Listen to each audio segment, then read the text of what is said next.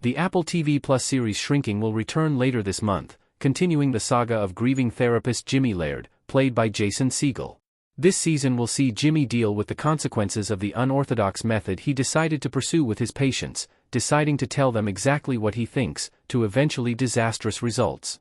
Shrinking's first season ended with a cliffhanger in which one of these patients, Grace, pushed her abusive husband Donnie off a cliff, inspired by Jimmy's counseling.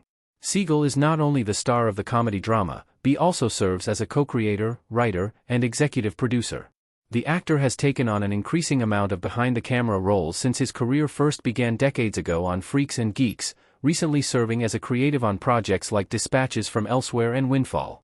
The first season of Shrinking was met with widespread positive reviews, with Segel and co-star Jessica Williams receiving 2 Emmy nominations for Outstanding Lead Actor and Outstanding Supporting Actress in a Comedy Series respectively. Jason Segel wanted the new Shrinking season to have consequences. Where the new season picks up and the addition of Brett Goldstein.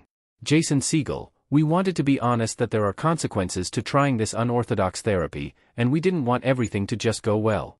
Some things went well, other things went really horribly, like the Grace situation.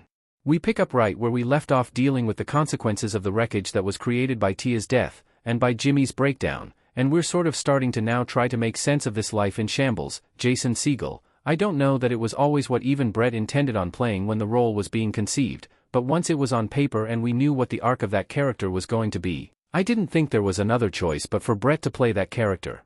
I think to some extent the character Brett plays is also a reflection of Jimmy.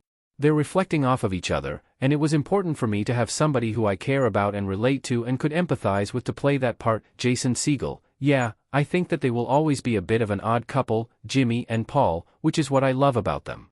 Paul could probably stand to be a little more Jimmy, and Jimmy could probably stand to be a little more Paul, and that's the beauty of an odd couple. Jason Segel, yeah.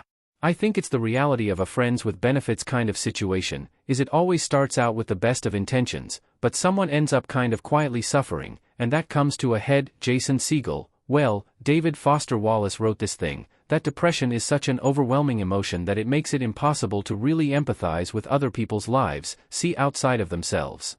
I think that Jimmy is finally out of that zone and into a place where he's able to really see what his friends were dealing with and engage with them and focus more on their problems than just his own.